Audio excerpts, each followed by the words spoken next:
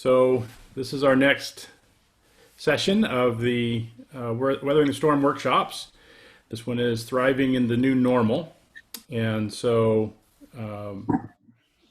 we are going to focus today a little bit differently on than we had originally planned. We'd kind of talked about some of the cash flow techniques and some of the business strategies to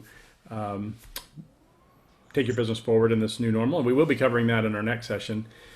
But with the governor's orders and the directives from the Central District Health Department, we really wanted to make sure that we had some good understanding of what to do in terms of reopening our businesses and some of the best practices.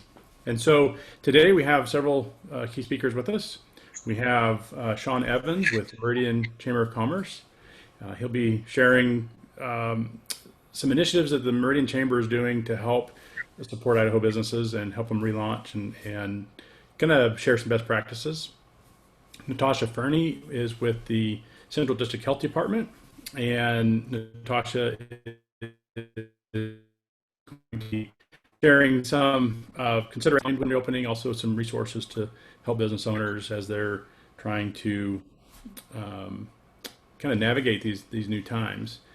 We also have Keith Wagner. He's the lead pastor with Grace Bible Church in Nampa, Idaho, and Keith's going to share some of the best practices and things that they're doing to help kind of get church going again in terms of meeting together.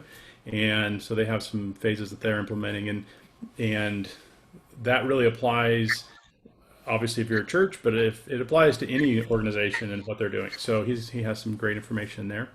And then we'll also be joined hopefully by Eric Cafferty and with Mecca Gym. He will be sharing kind of what they've been doing as well from their perspective of opening a gym. That's gyms and salons and restaurants have been kind of in the news a lot, as well as churches. So we want to hear his perspective. The host is Cheryl Adams, and Cheryl will be kind of sharing a little bit about some other resources as well as kind of helping understand what the next steps in the series will be, and some other resources that you can use and some follow-on resources. So we will get started. So let's get kicked off with Sean. Sean, go ahead, and why don't you share what you are doing over the Meridian Chamber that's helping out. So, Brent, thank you. If you would allow me to share my screen, I'll bring up some things here as I go along. Yeah, it should be good. Let me know if that doesn't work for you.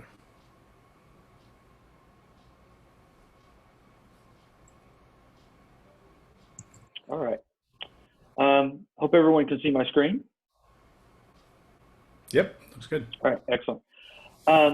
Thank you. As Brent mentioned, I'm with the Meridian Chamber of Commerce.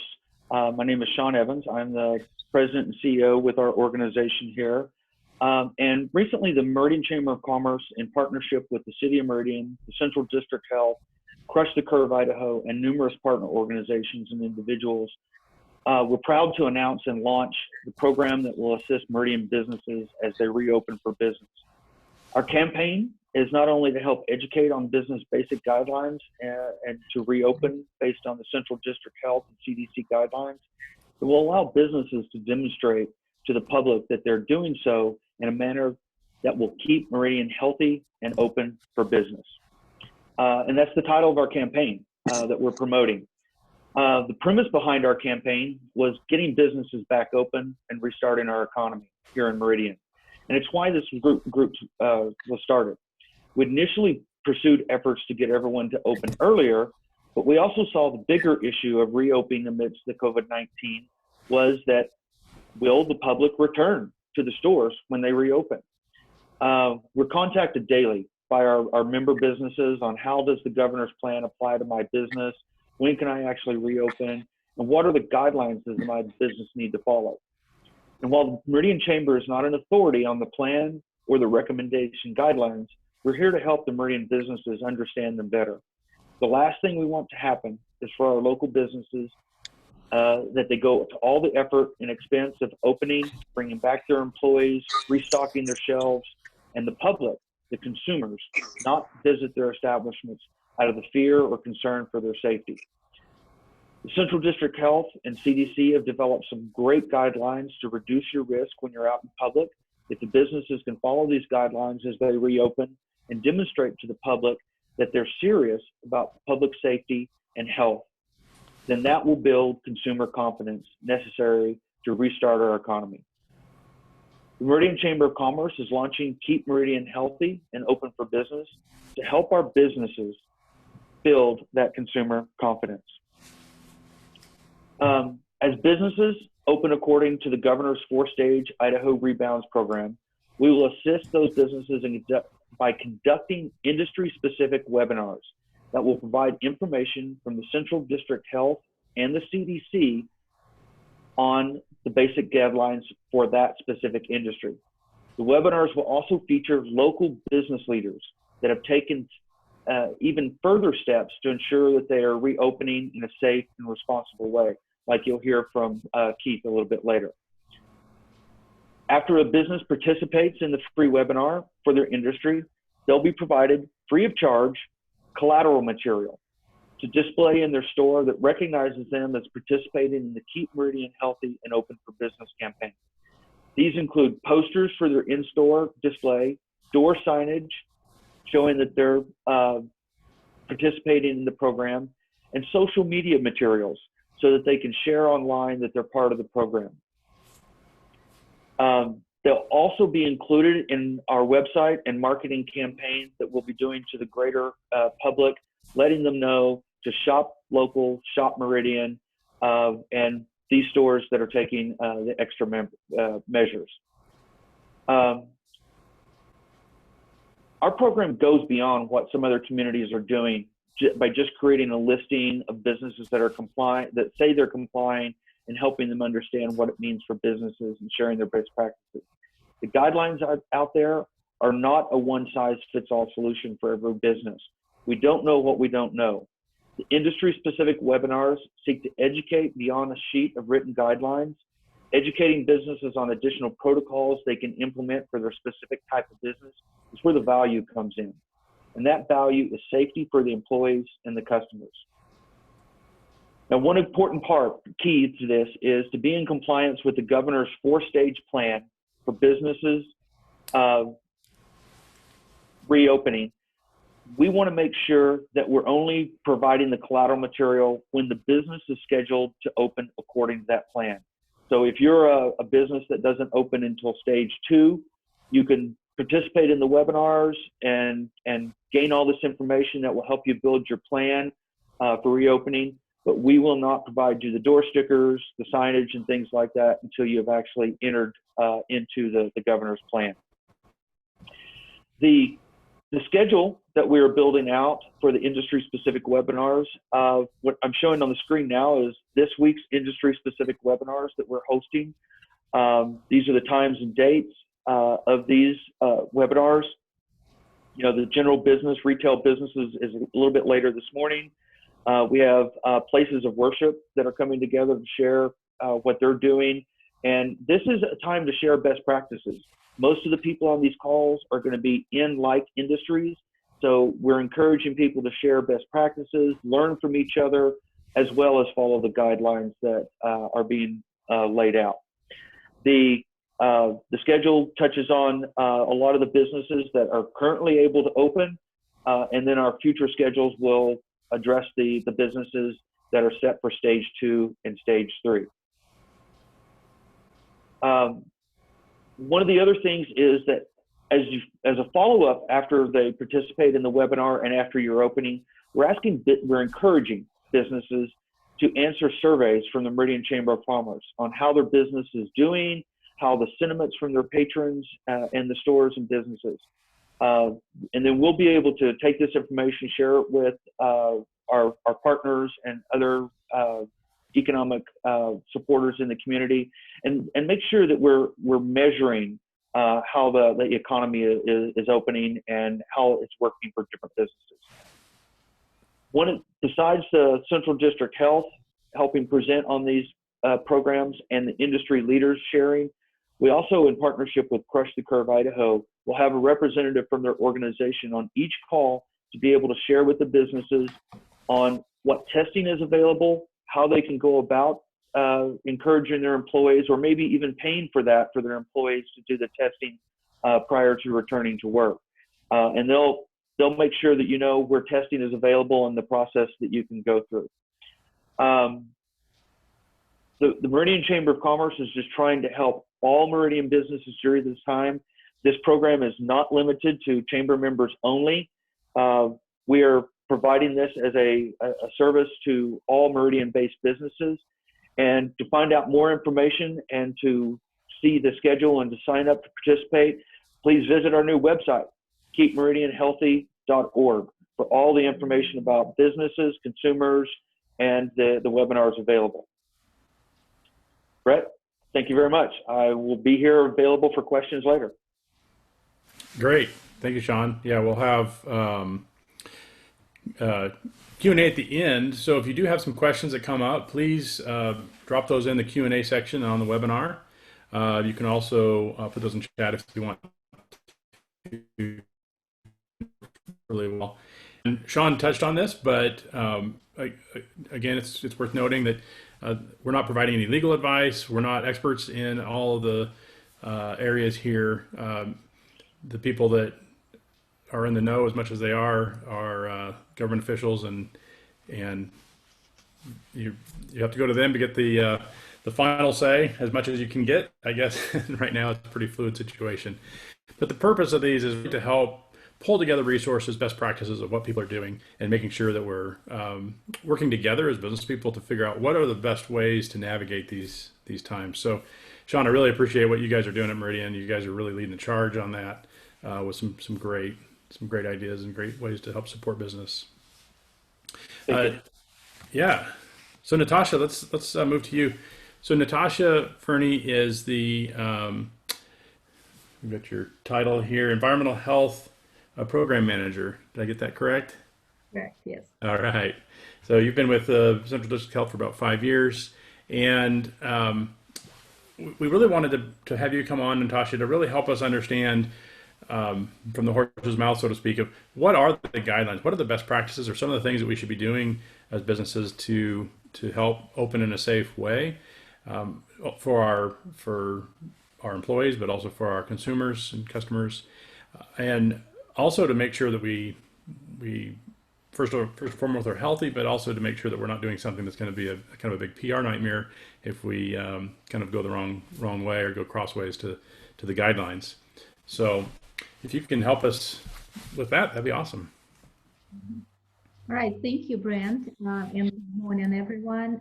So I was going to give a brief overview of the main key elements that any business owner can take into consideration when getting their reopening plan or protocol ready.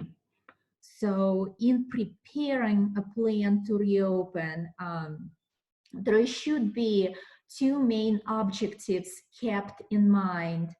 Number one is how a business is going to reduce transmission of COVID among employees. And number two, how that business is going to maintain healthy work environment. Okay, so two main objectives that we would like people to address in their plans. So one of the primary goals of any business preparing to resume operations is to take active steps to reduce transmission among employees and customers. So we, and also CDC has offered a number of recommendations that would help businesses along those lines. First of all, we encourage people and businesses to look into possible ways how to educate the employees on reducing the spread of COVID. We advise business owners to actively encourage sick employees to stay home. and also identify possible ways to keep sick employees separated. So a very helpful tool with that would be an establishment of a formal illness policy. Okay, in the illness policy, it basically is a tool that gives an employer an opportunity to outline symptoms and conditions in which they do not want their staff to go back to work. Okay, so second important element that I would like to point out for any business that is thinking to reopen is taking considerations regarding how employees will maintain a healthy work environment. Currently, CDC recommends to check the building ventilation system, for example. You have to make sure that the ventilation system is efficient and working properly. And your goal would be is to increase the percentage of outdoor air that is being circulated into the building. Also, business owners can support respiratory etiquette and hand hygiene for employees, customers, or any visitors that they have. Some of the recommendations that are available out there would be the following: provide tissues, provide non-touch trash cans, opportunities for hand washing. So you have to ensure that there will be an access to a hand wash sink, where it's a bathroom, whether it's a sink in a bathroom or a separate hand wash sink somewhere else in the facility. We encourage employers to make hand sanitizers available and place them in high traffic areas, place them in the most accessible areas. Also, businesses should take into consideration possible methods of non-contact greeting. For example, it is advised not to do handshakes, for example. So think of possible ways that you can greet your customers or visitors that come in. So also encourage your employees and customers to continue practicing social distancing. This was also one of the key elements outlined in the governor's plan. Establish a protocol to maintain the 6 foot physical distance requirements for employees and patrons. Encourage your employees to wear cloth face covering, and whenever necessary and feasible, to wear gloves as well. Encourage them to avoid touching eyes, nose, and so on. Also, perform regular cleaning and disinfection of the facility and building. Follow available CDC guidelines. They're very comprehensive and is a very good tool to use. So with that, we encourage people to actually increase cleaning and disinfecting of frequently touched surfaces such as doorknobs, handrails, and so on. Those frequently touched surfaces could be they would vary from business to business. So each business, each operation would identify their own. So also we would recommend that business owners and operators discourage their employees from unnecessary travel. Okay, and finally, we would recommend that they consider how their reopening plan or protocol would be communicated to their employees and also customers. Okay, so once a protocol or a reopening plan is established, you are not required to submit your plans for review or approval. Unlike, for example, food establishments that would have to do that, they would have to submit their reopening plan to their local health department. Other businesses do not need to do so. Okay, so but however, feel free to reach out to your local health department and central health department if you need any input on your plan or have questions that we can possibly help you to answer. So all the recommendations and guidelines documents can be found through our website, Central District Health website.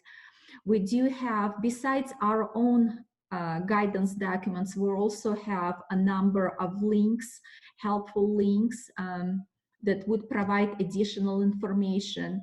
Those would be links to CDC guidelines and also links to Idaho Rebound's website that also provides certain recommendations for businesses to reopen. So I would encourage businesses to use our website as their first resource and reach out to us if any questions arise.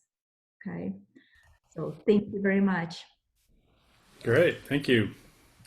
Yeah, there's a lot there that people are trying to navigate in terms of what are the right protocols and what should we do as far as managing our employees for people that are potentially sick. Should we be doing taking temperatures and that sort of thing? Can you address that a little bit as far as you talked about the sick policy, but what about what kind of protocols would be good for understanding if your employees are sick or not? Should you be doing temperature, for example, when each workday, or what kind of things can employers do? Mm-hmm. So your sick policy, your illness policy would outline those things that your employees need to be aware of. For example, and also performing, let's say, temperature checks or monitoring for symptoms of those who come in is one of the recommendations that we see in guidelines available from the CDC and also our guidelines as well. So it is up to each individual business to decide what would fit them best. Exactly. Now, do you have any sample policies that an employer that's maybe not familiar with this type of thing could use? Well, there are a number of resources out there available online that would provide that. Okay. We do not have a specific document on our website that pertains to general businesses. We do, however, have a sample policy for food establishments. Okay. So, Natasha, is there a way that you could possibly send us those links online so we can provide them to the people who are attending, the links to those websites with the potential examples of policies? Sure. Thank you. And Natasha, if you you could drop that in the chat window if that works for you. So, and also we'll be following up after this, and Cheryl will talk more about it. But we will have a companion ebook that will be coming out, and so we'll have a lot of resources in there as well. So Cheryl will share a little bit more on that. Let's see. Great. Well, Keith, let's move over to you, and I'd like to hear. You know, places of worship have been in the news a lot. It's a pretty hot button issue, right? It's fundamental to our lives is our faith, and so, but also it's a large gatherings, and so it's been in that kind of that crossfire, if you will.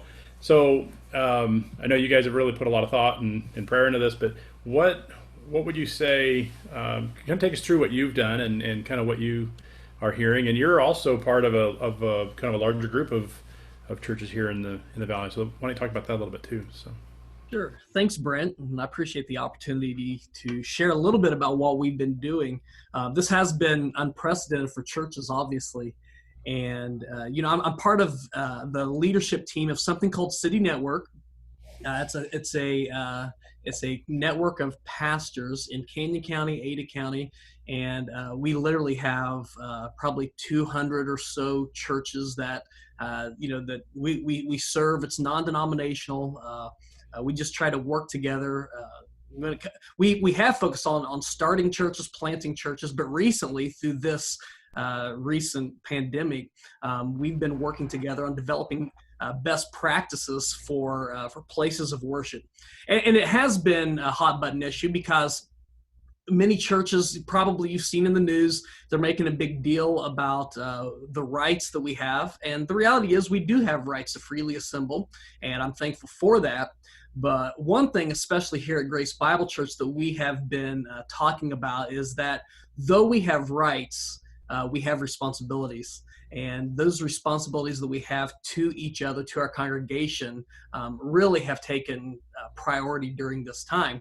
And so I just want to walk you through a little bit about what we've been doing here at Grace. And I would say this. The City Network, I'll go ahead and, in fact, I'm going to do this right now. If you're interested in seeing a document that we put together for places of worship that offers some guidelines, some case studies of what other churches are doing, including Grace Bible Church, I'm going to go ahead and link to this. It's our group on Facebook, and I'm specifically going to our file page, and so you can check that out, and hopefully you'll find this to be helpful. But I'm just going to give you a case study of what we're doing here at Grace. We're a very diverse church body. Right now we have 3 campuses. We're planting another church in Cuna, and so it's a little different at each campus. Specifically, our Middleton campus meets in a school. So what I'm going to be sharing is specific to our campus in Nampa. And so I'm going to go ahead and share my screen. We have 4 phases of reopening.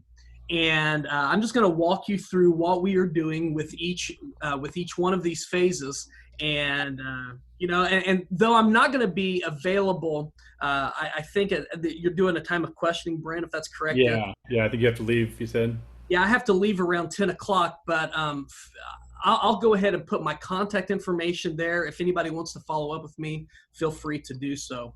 Great. But phase 1 for our reopening is this. There's not much difference in when it comes to the way we're facilitating our Sunday services. We always offer online services anyway, but that's what we've been doing primarily for the last several weeks since we temporarily suspended our services. That's going to continue. That's going to be the primary way that that we are offering Sunday services.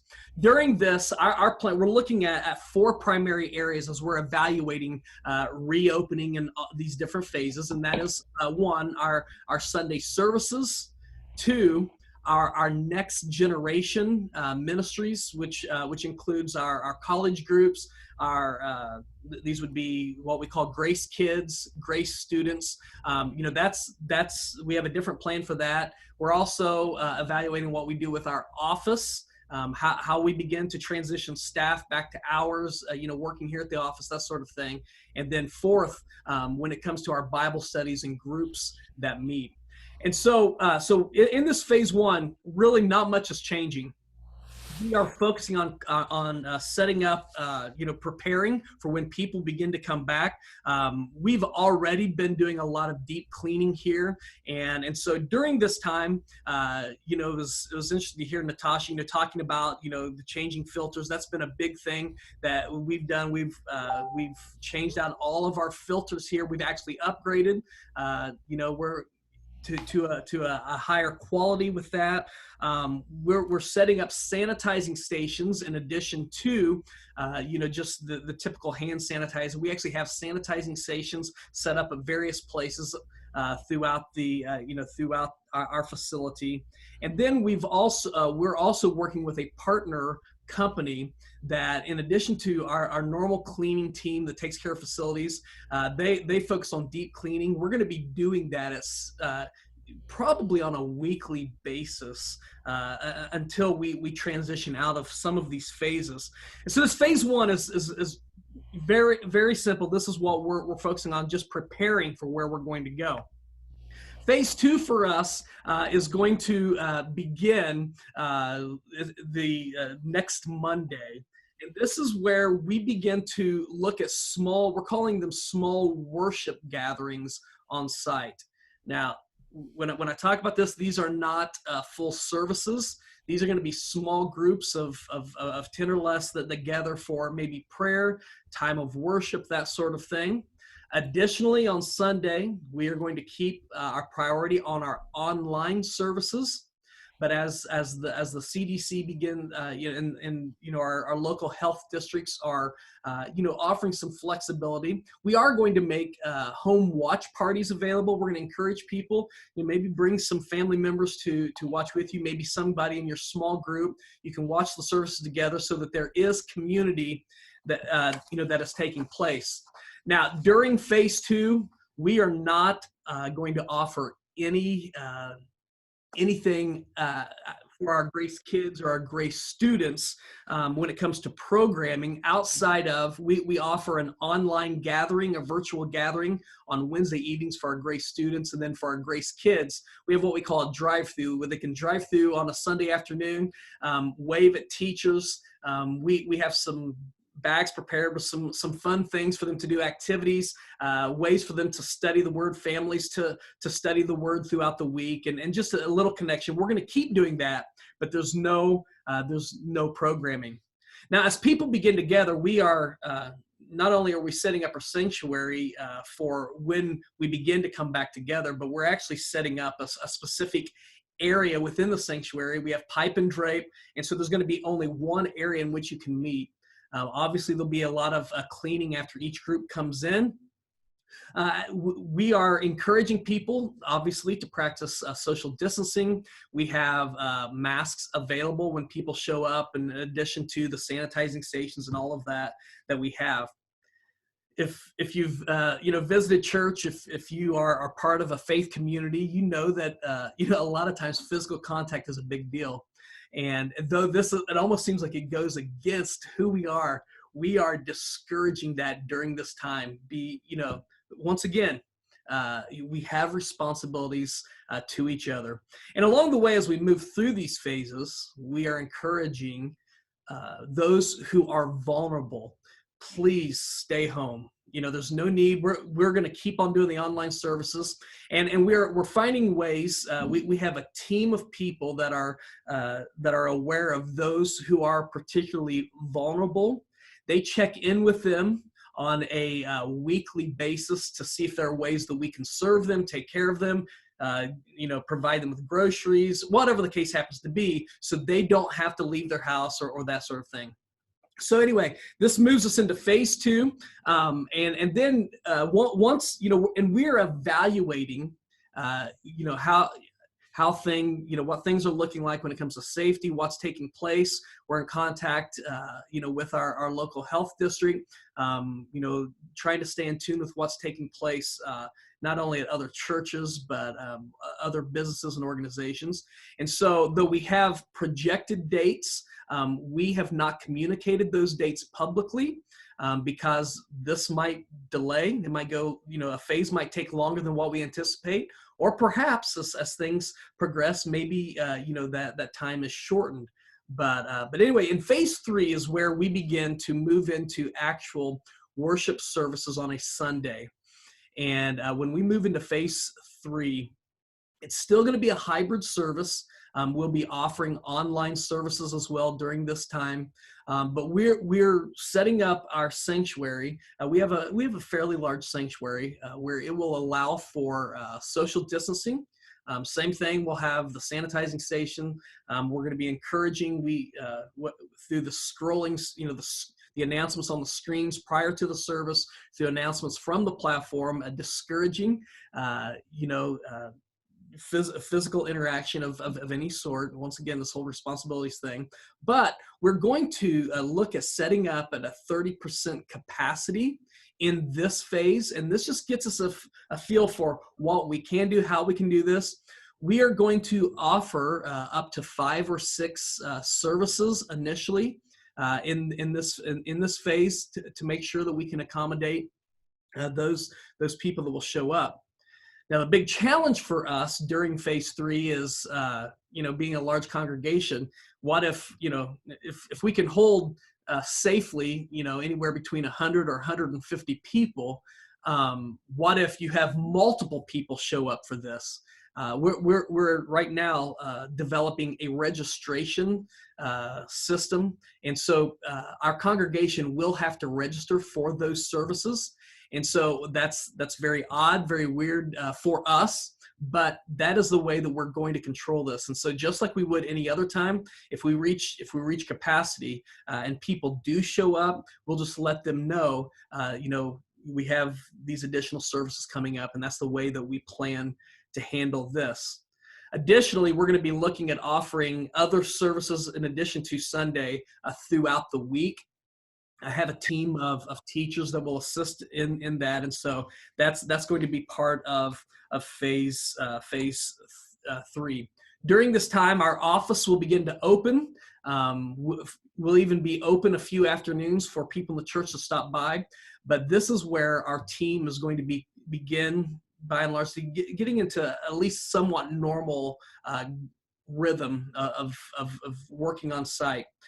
However, we are allowing any of our staff that might be particularly vulnerable to work from home, and that's not going to change. That's something that they're going to be able to continue to do through all of these phases.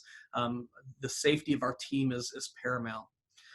That moves us to phase 4, and this is where we actually, as it looks like things are safe, staying in contact with our local health district. What are they saying about larger crowds meeting together and all of that? We're going to begin slowly to expand, the size of our groups that are meeting on Sundays. And we actually foresee this taking place well into summer. As we transition out of this. But in phase 4 is where we're going to begin to allow Bible studies and some of our classes to meet on site. And that'll be really when we open up some of our classrooms. None of our classrooms are going to be open. Anything that happens on in our facilities will happen in the main sanctuary up to phase 4. Phase 4, we foresee that that's going to last probably, unless things change, that's probably going to last throughout the summer, and then it'll be in the fall. If then that we get back to some semblance of what we call normal, which would be our addition. We normally have 3 services on a Sunday morning. And so, once again, through this whole thing, when it comes to Grace Kids, Grace students, we'll slowly but surely begin to offer different services.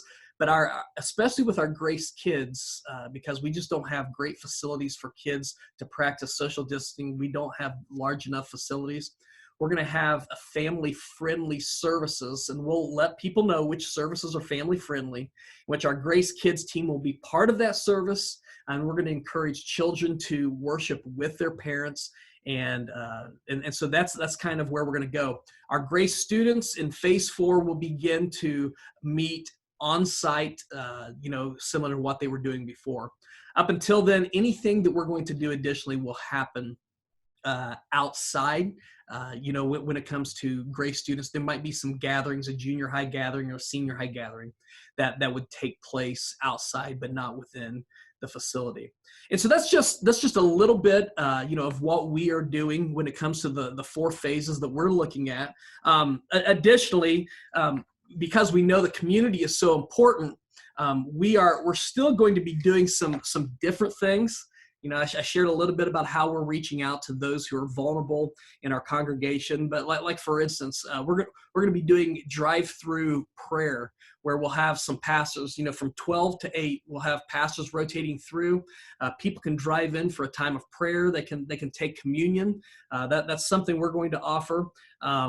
Prior to Mother's Day this weekend, our staff is going to be delivering flowers to moms, especially of those who are elderly and that sort of thing. It's a way to build community. We have, some prayer events that are going to be taking place outside, where there are different prayer stations. People can walk through our property, but there's plenty of space. They can do this. We'll encourage social distancing, masks, and have that available. And then we'll probably, as we're leading through this, do a drive-in service or 2, and we're looking at some possibilities there. But we're trying to be very responsible, because one of the things that we have said through this would be that we've been given some flexibility that other organizations haven't been given as we've opened up. We want to steward that, those opportunities responsibly. And one of the worst things that could happen would be for community spread to start within one of our local churches and us go right back to where we were. And so we're trying to go above and beyond to make sure that we're handling this responsibly. So thanks again, Brent, for allowing us to share a little bit about what we've been doing. Yeah, no, I appreciate that. It's good information, and I really like how you've broken that into phases and have the 3rd and 4th phase are really flexible based on certain things, certain triggers that have to happen. And we wanted to leave quite a bit of time for Q&A, but I know since you have to leave, I want to open it up if anybody has any questions. I'm not seeing any in the Q&A yet, but if you do, we have a few more minutes before Keith has to jump off. Why don't you go ahead and raise your hand, or put the Q&A, put a question in the Q&A or the chat. Q&A would be best if you can do that. But go ahead and just raise your hand if you have a question and you'd like to ask Keith before he has to jump off. We'll give it a couple of minutes here. And then Keith, while we're waiting to see if we get any questions for you specifically, I think that this really applies for other businesses as well, because this type of thing of having people coming in, what kind of practices you can put in place, that sort of thing, but also for future pandemics or just future bad cold and flu seasons, things like that. There's some good best practices. Can you speak to that a little bit of kind of what you've learned in this process, what you and your team has kind of discovered that you might want to just carry forward? Sure. What we've learned is that we weren't even remotely prepared for something like this. That's been number one. I mean, I've joked through this. I'm not just been leading people to place they've never been before. I've been leading people to place I've never been before, and so we've learned a lot through this. One of the biggest things I think is that I think when it comes to these stations of when it comes to sanitizing and all of that, cleaning, making sure that is a priority. That is something that we've already said. That this is something we're going to do on a regular basis, regardless of where we go from here as things open up. We have a company that we're partnering with that comes in and is going to be helping us. I think I mentioned that through the season of doing some deep cleans. But then, even additionally, as we go on into the fall, winter, spring of 2021, that is just going to be something that we are regularly doing. We've also, a lot of the sanitizing stations that we have in place, we're going to leave a lot of that in place in the future. You just can't go wrong with something like that. And then probably we're going to stock some toilet paper. You know what I'm saying? Just to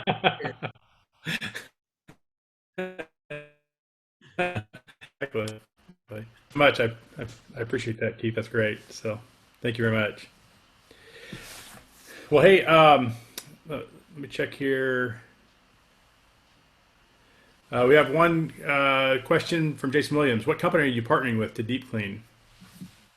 We are working with Resto Clean here in they're here in Nampa. Our church is here in Nampa, and so we've actually used them for a couple of things in the past, but yeah, they have actually developed over the last year some at least something that we found is nobody else is doing this, some interesting sanitizing practices and that sort of thing. And so yeah, they're working closely with us.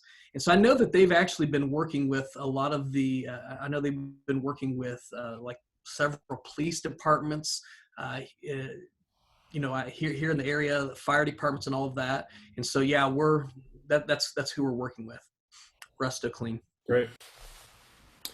Alex Wilson, he's actually joining us from the UK. Alex says, with activity starting to ramp or phase or ramp up, who will be monitoring their effectiveness and keeping them safe?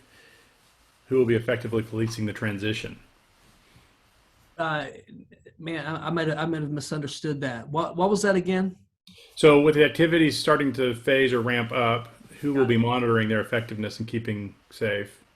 Yeah, they're going to be we have three primary who oversee that. I'm very involved in this. This is in my top three priorities, obviously, not just in the organizational leadership and developing of teaching. This is a priority for me. And so there's myself. We also, my executive pastor is the one who's leading the charge on this. He oversees our team. He oversees all of our cleaning, our cleaning director, facilities directors, and all of that. And so he's staying in touch with that. Additionally, he's the one who's making sure that with our health district, we're aware of what's taking place, what some of the recommendations are, and all of that.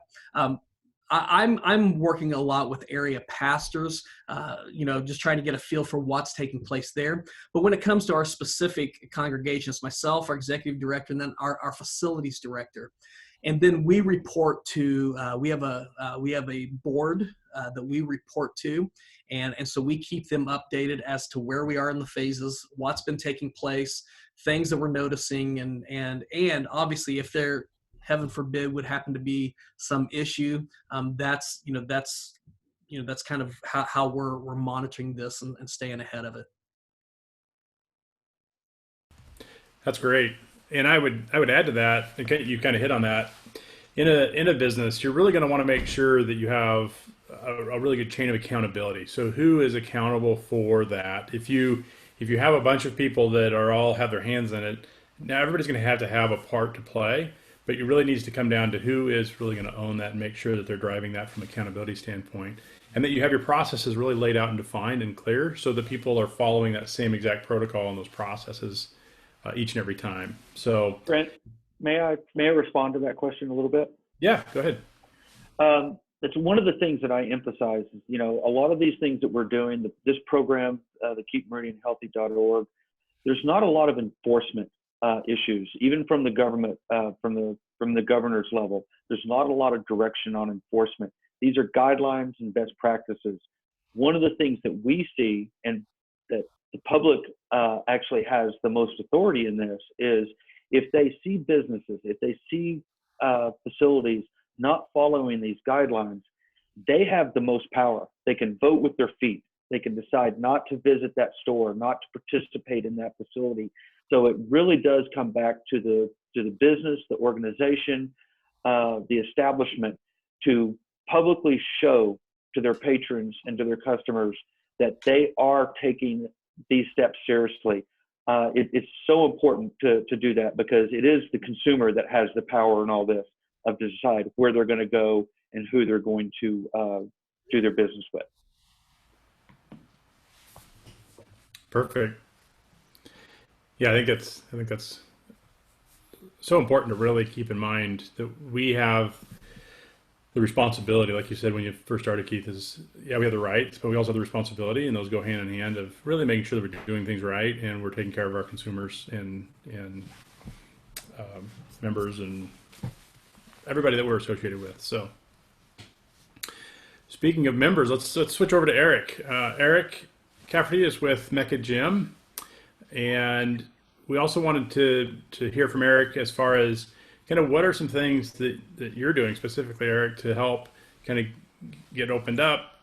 First of all, are you open? And then if you, kind of what state you're in, but also what kind of things are you doing to help make sure that you're prepared and you're taking the proper precautions and that your patrons are feeling comfortable to be able to come to the gym. Okay, yeah. So thanks for having me on. So as some of you might know, we were one of the first fitness facilities to actually close our doors when COVID-19 hit the area.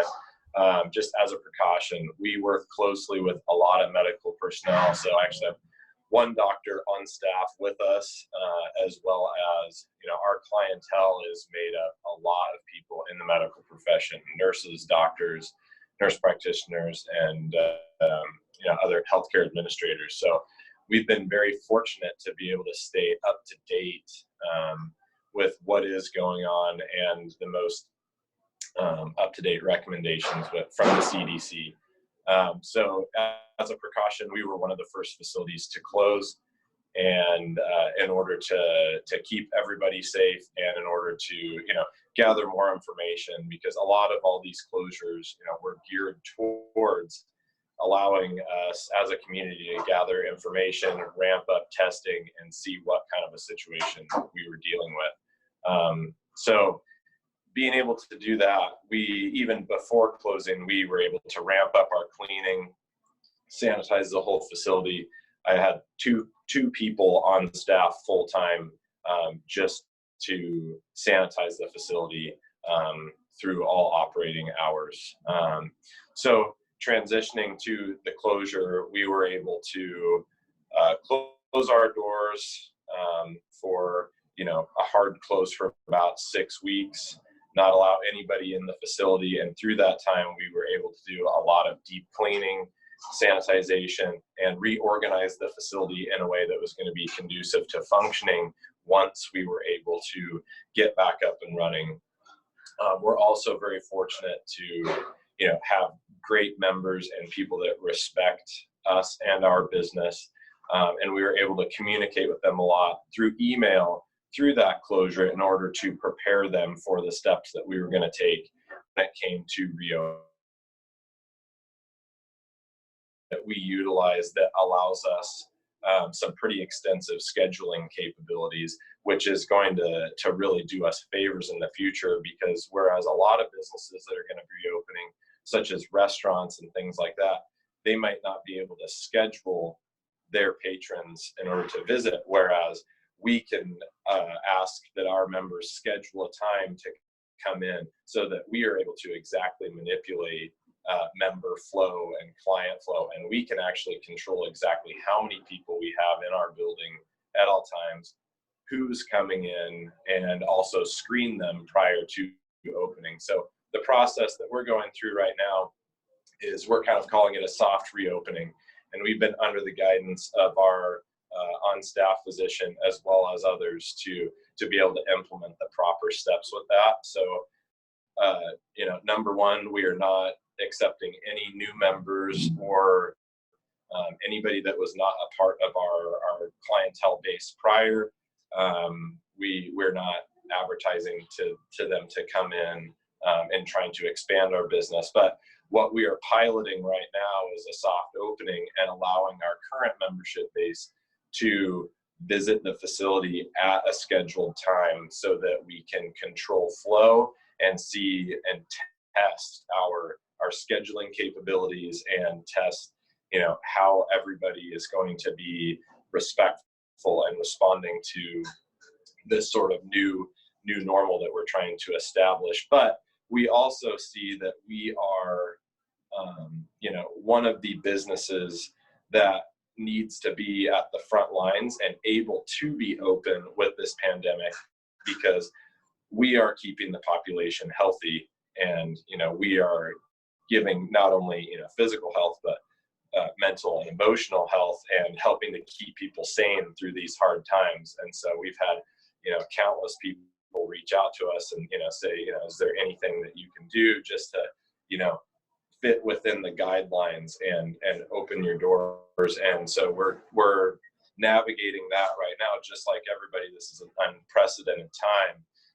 And so we've come up with guidelines based off health, our medical professionals, in order to allow us to begin turning the wheels again by limiting flow, as well as having members answer a short questionnaire prior to enter the building, sanitizing. We still have staff on all day long sanitizing 100% of the time. So by controlling traffic flow, asking that people social distance, we will be taking temps at the doors through our operating hours, and we'll also be asking people to stay at least one piece of equipment in separation, and then they will be sanitizing equipment before and after use of that equipment. So far, yesterday we had our first test day with that, and it's gone very well, seamlessly. And we also feel that we're very fortunate in this area to not have the impact as some of the other bigger metropolitan areas. So we feel very grateful that we're able to have that shortened window of closure in order to stop the spread and get that curve to go down. And it's allowing us to at least resume partial operations sooner. And we also, one of our main gigs here is our personal training, but also our online coaching programs. So luckily through that, we've been able to at least partially operate throughout this whole time. And it's nothing new to us to be doing everything online. So that's probably about half of what I do on a day-to-day basis. Is I'm on the phone via FaceTime, Zoom, Skype, you name it, communicating with my clientele in other places and via email and things like that. So we already have a system in place in order to help people online, and we've been doing so with great effectiveness. Being able to get people exercise programs, customized to what workout equipment they have at home. And we've still been doing that. Even our more high at risk clientele, we've asked them to not come in, and we've been able to communicate with them and get them the information that they need in order to, continue to progress with their goals at home, as well as people in other places. So we feel very fortunate to be able to do that. However, we want the ability to have some limited flow come into the gym, because we feel that we can do that in a safe fashion by having very extensive sanitization protocol, as well as implementing a schedule, so that we are able to perfectly control the amount of people in our facility, and we're kind of basing that on person per square foot, and we've been as of right now, it's going very well. That's great. Fantastic, Eric. Thank you so much. So I know that we want to respect everybody's times. We've got a couple more minutes. So if anybody would like to go ahead and raise their hands with any questions they would like to ask, any follow-up. And for everybody who registered, we will be sending out an ebook with recommendations from all of our speakers today, with additional also suggestions from other areas, from other businesses that they're doing as well. So if you've registered, we will be sending out the ebook after this webinar today.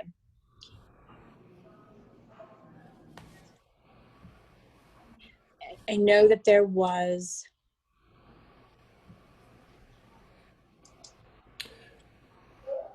one question. Jason put in the chat, he's gyms, exclamation point. I missed them. So he's ready to get back to the gym. So so I guess Jason, if you're not a member of Mecca, you're out of luck for a while, I suppose. But otherwise you'd be going back to yeah, our official reopening date will be along with the state's recommendation in phase 2. So on May 16th, we will be opening our doors to new members and asking that they still adhere to the protocol that we've already implemented, meaning, we're basically limiting traffic flow. So, yes, we do want new people, obviously, and, our business was greatly impacted by this, but the safety of our clientele is number one. And so we want to, give those people that have been loyal and patient with us through this time an opportunity to test pilot, this protocol that we're utilizing. And then we will be more than happy to open our doors to new people coming May 16th, and we'll implement them into the system. We just don't want to overwhelm, the time slots, because, we're limiting to 10 people per hour right now. And, from about 5 a.m. until, 9, 10 p.m., it's full right now. So until we feel like we can increase that capacity slightly, which we likely will, just being able to see, the distance that everybody's able to keep, and, exactly how fast we're going to need to be filling sanitization bottles and changing towels and things like that.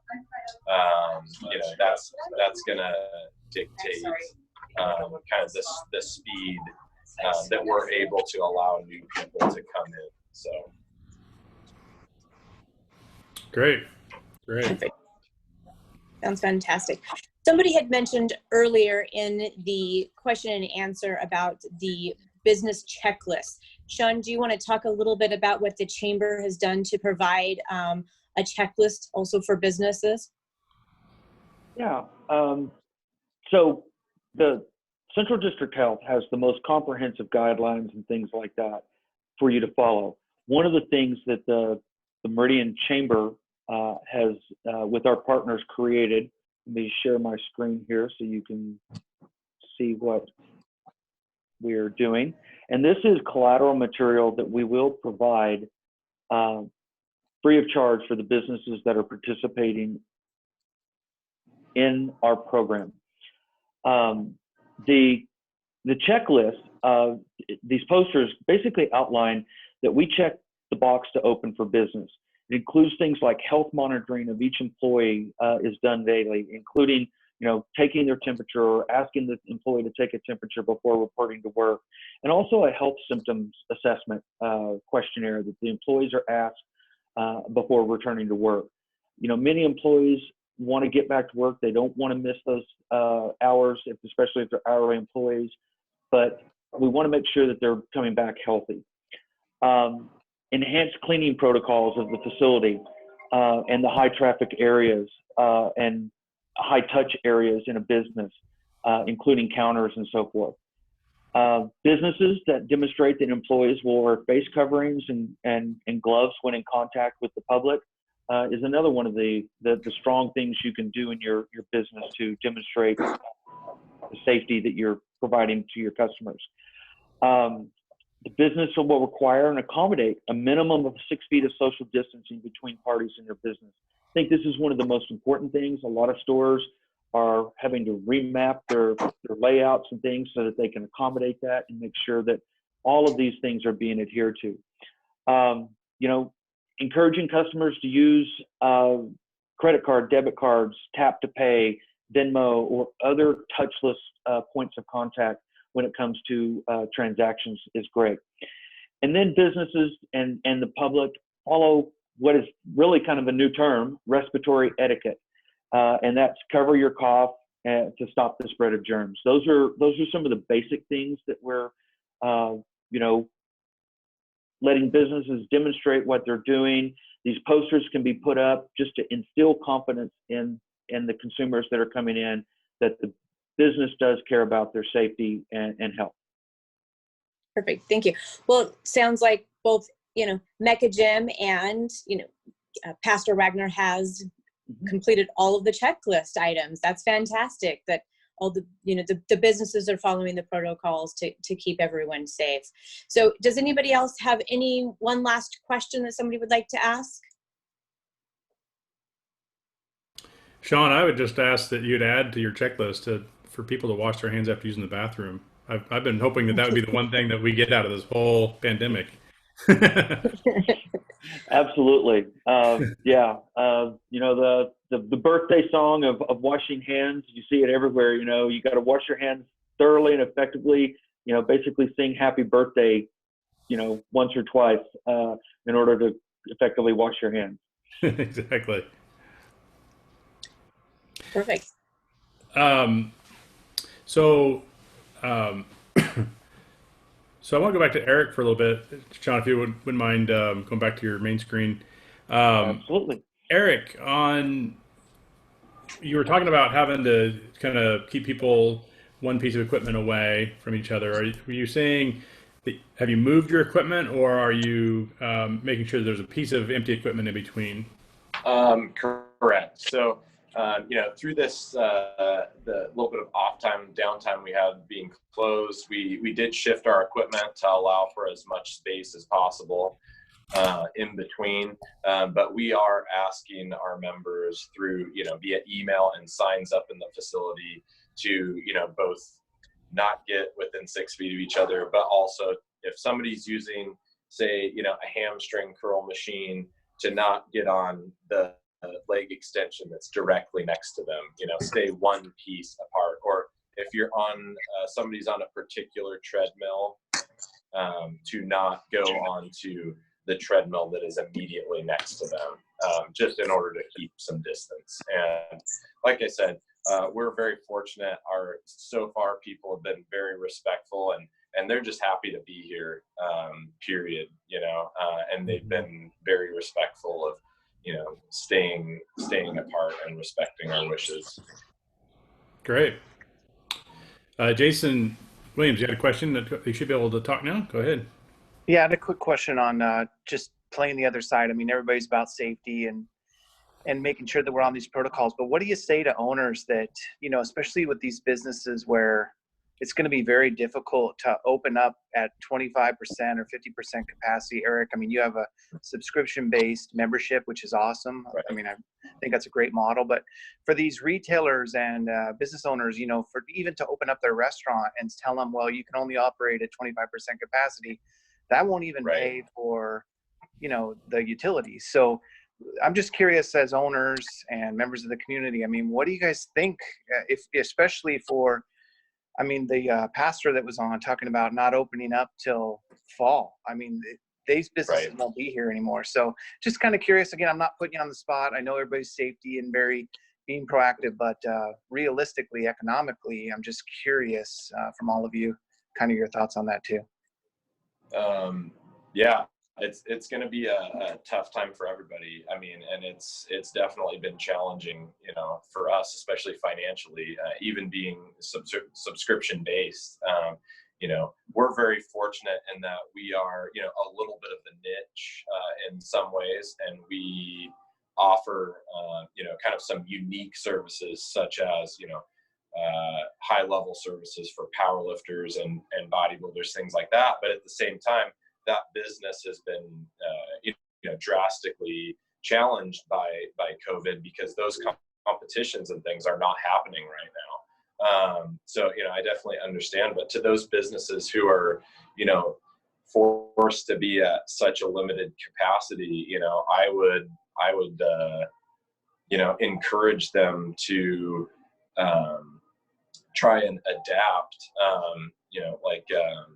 A pastor before me was saying, doing things online and doing, car drive-through type of things. For those businesses, if they want to survive, they're going to have to adapt. And we are, being also forced to adapt in my business. Luckily, we already had some of those things in place with, doing some, training online and things like that.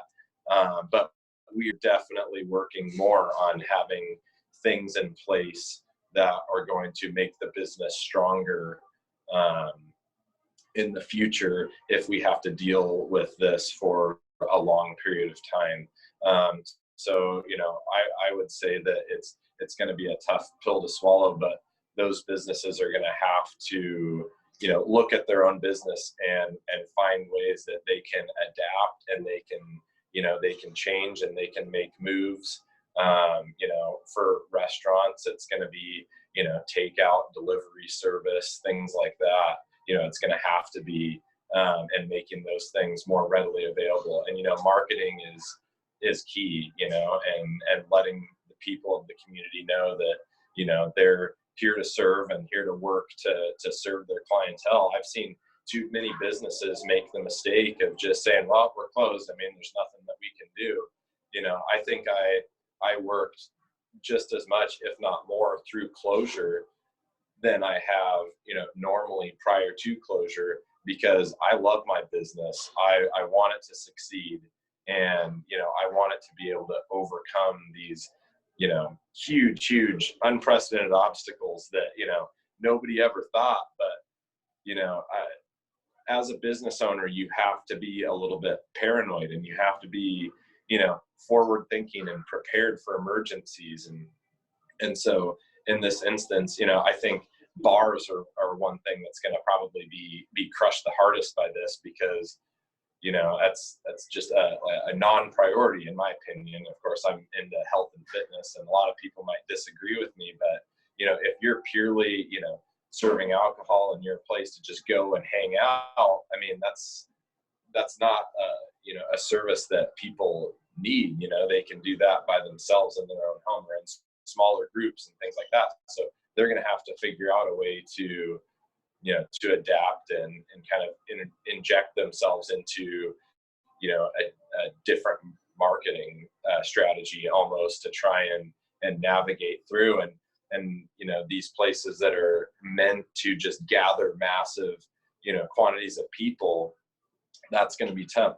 I think, as far as trade shows go, trade shows are being slaughtered by COVID-19 right now. And I've seen it in my industry. I've seen it in, every industry right now, looking at trade shows and even, bodybuilding shows that I attend and powerlifting meets that I attend. They're getting rescheduled and moved all over the place. And it's been challenging for us as coaches, for sure, but as event promoters and, trade show promoters, things like that, things are just going to have to transition to being more virtual for now, and also coming up with ways to, whether it be limit traffic flow or get the information across to, the consumers, whoever that may be. And I've seen it from, friends of mine that run digital media companies, and companies that do a lot of business online already. They're even having to transition and adapt and to, figure out ways to bring people together without physically bringing people together. And I think that's going to be a challenge for everyone. Yeah.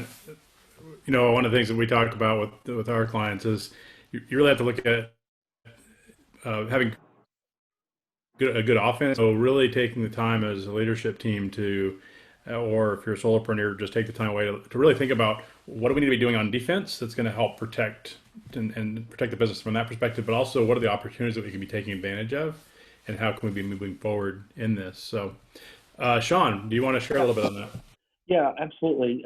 Jason, great question. And, the keepmeridianhealthy.org is really just phase one of what we're doing here in Meridian.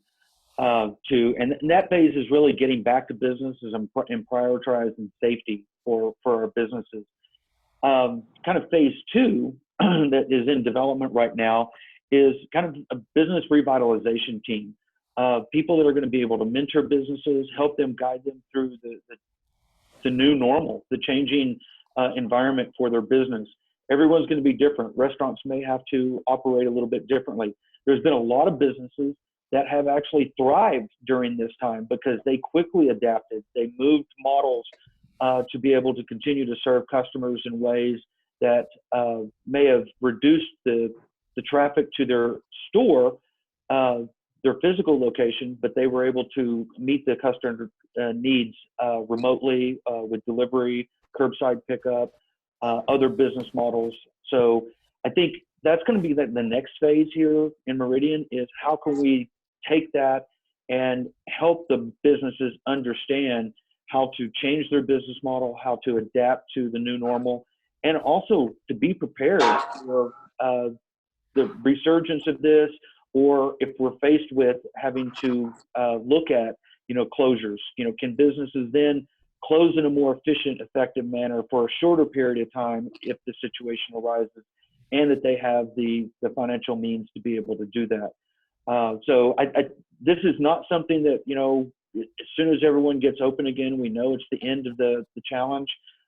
It will be an ongoing process, and something that we all will help each other in. Yeah, it's great. Great. So wanted to, Alex had asked a question earlier, and Alex, she's in the UK, like I said. She has some great experience from kind of having worked with businesses around the world. And so I wanted to have her kind of share just quickly, maybe 2 or 3 minutes. What are you experiencing? What kind of things are you seeing out there, and how can you kind of help? Good morning. It's afternoon here in the UK, but yeah, thanks for inviting me on. One of the things that I'm finding is quite extensive in a lot of businesses, that there's a lack of a business continuity plan. Now, you tend to be heading towards that with this transition into actually having a plan where businesses are transitioning and starting to go back to work and so on. But having a business continuity plan is so important. And I think this is going to be vital when they return to business, start operating. And if things go pear-shaped, at least they'll have something in place to actually help to deal with maybe a hiccup or a bump in the road, as it were. And listening to the other panelists there, agree that adapting your business model is something that, especially in restaurants where they're taking up deliveries and so on now, is something that is keeping them alive in some case. They could actually run cookery courses. I don't know if it's something that would generate some income, but Zoom virtual classes like we're doing here is something that seems to be, people are now becoming more and more used to. They're becoming comfortable with it. And I think it's going to be part of as we go on, even as things go into the, as we call, normal phase. But yeah, that's my observations anyway. Great. Sorry, I assumed you were. I assumed you were something else. Sorry about that. I think we lost everyone else. You do have an accent, but I don't think you got it pretty wrong. So. Hey, yeah, I think you're right, though. The business continuity plan is so important, really, to make sure that we know what are we going to do moving forward. How are we going to navigate the different challenges? And as Sean was saying earlier, this isn't the only thing. You're starting up in these different phases. There's going to be some different things that we're going to need to address and deal with. And so the challenge is going to be, are we going to be good as business owners at being able to understand what those things are, identify those challenges that are coming up, and being able to solve and pivot as needed or make adjustments as needed. And so that's really where we get into the next session we're going to really be talking about that, is what are some practical tools and tips that you can be utilizing in your business to help you solve these issues, help you prevent some of these things from being super catastrophic. Obviously, we couldn't see this coming, but we've got to be able to adapt and be flexible in our businesses if we're going to be able to thrive. And I really think that there's a huge opportunity for us to thrive in this environment, provided that we have the correct mindset, provided we have the correct tools, and we don't need to try to do it all on our own. We as business owners, business leaders, those of us that help business owners and leaders, really have an ability to come together and grow in this time and be a lot stronger. So I really encourage you to come to our next session. It's going to be in 2 weeks, same time, Tuesday at 9 a.m. Mountain Time, and be sure to register if you haven't already. We'll have that on the website. We'll also be sending a link with a follow-up email. So all of you that have been on here, you'll be getting a follow-up email later today with the ebook, as well as a link to be able to register for the next session. In addition, you can get the download the video and the ebooks from the past sessions that we've had up to this point. Also, I'd like to ask a couple more things. One is, give us your questions or topics that you think you'd like us to address, things that would be important for you to hear, things that might help your business or people that you know that are in business that are having some struggles. And then anything that you have as resources that can be added. So we have partners that, Jason Williams, for example, with BBSI, has some great resources that he does, that he utilizes as he works with business owners. They work with companies on their HR. So Jason, you probably help out with some of the documentation for the sick plan and things like that Natasha was talking about. But we also have partners that have PPE. We have partners that have a lot of different resources. So if there's things you need or things you have to offer, or whether it be products or skills and expertise, please send that our way so we can make sure we get that information out to everybody. And then the last thing is, we have a quick questionnaire at the end. If you could just take a quick minute and fill that out, there will be a link in the email you'll get following this. It just helps us understand how we're doing and how we can improve. So any other questions before we run? We have a few more minutes left, but we don't want to hold you up if we've got everything covered. So any other questions before we head out? All right. Yeah, Jennifer Rowan with By Idaho. By Idaho is a partner with us on the Weathering the Storm series. So By Idaho, Meridian Chamber of Commerce, the Southwest Idaho Manufacturers Alliance, Idaho Aerospace Alliance, Idaho Department of Commerce, Gavent, and others are partnering with us on these to help put these events together. So definitely go to byidaho.org to get additional information as well. So great. Well, thank you, everybody. We appreciate you being here. Have a great day.